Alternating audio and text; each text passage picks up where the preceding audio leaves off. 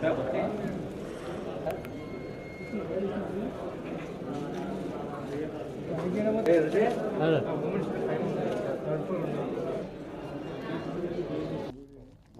చెప్తాం అన్నది తర్వాత ముందు ఇది చెప్పి అంటే లక్ష్మీ భారతి మమ్మల్ని కొంచెం బెదిరిస్తుంది సార్, మాకు రక్షణ కల్పించాలని అడుగుతున్నారు. దయచేసి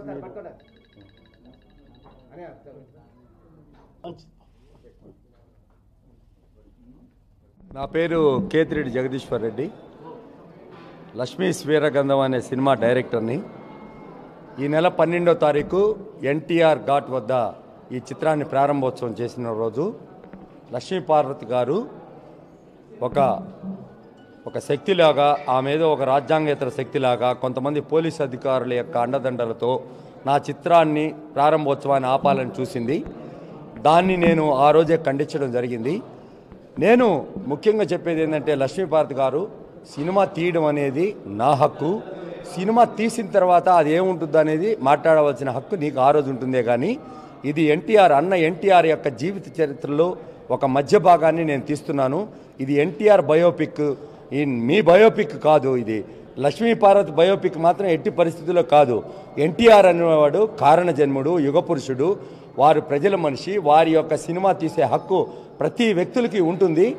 అంటే తప్పు మార్గంలో తీయకూడదు కానీ మంచి మార్గంలో తీసే హక్కు మాకు ఉంటుంది. కాబట్టి మేము తీస్తుంటే నువ్వేదో నీకున్న ఒక రాజ్యాంగేతర శక్తిలాగా మమ్మల్ని ఎదుర్కొంటావని చెప్పేసి పిచ్చి పిచ్చిగా మాట్లాడడం, నన్నేదో రౌడీల చేత బెదిరించడము, అదేవిధంగా పోలీసులు అడ్డం పెట్టుకొని పోలీస్ అధికారులని ఏదో చెప్పేసి నేనేదో ఒక తప్పుగా ప్రవర్తిస్తున్నానని చెప్పేసి వాళ్ళని చెప్పి సందర్భాలు ఉన్నాయి.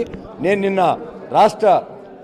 ఆంధ్రప్రదేశ్ రాష్ట్ర డీజీపీ గారిని, అదేవిధంగా ఆంధ్రప్రదేశ్ రాష్ట్ర ముఖ్యమంత్రిని కలిసి నాకు రక్షణ కావాలి, ఆ ప్రాంతంలో కూడా నేను షూటింగ్ చేస్తున్నాను కాబట్టి నాకు రక్షణ కావాలని కోరడం జరిగింది.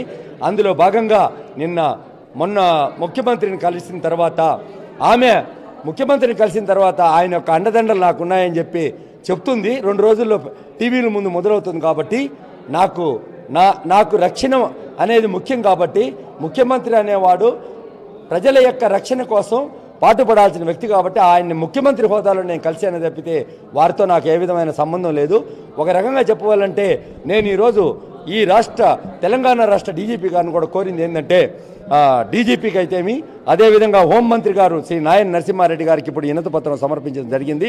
ఆ వినతి పత్రంలో కొంతమంది దుష్ట శక్తులు నాకు ఫోన్లు చేస్తున్నారు, అదేవిధంగా నన్ను బెదిరిస్తున్నారు, కొంతమంది నన్ను ఫాలో చేస్తున్నారు.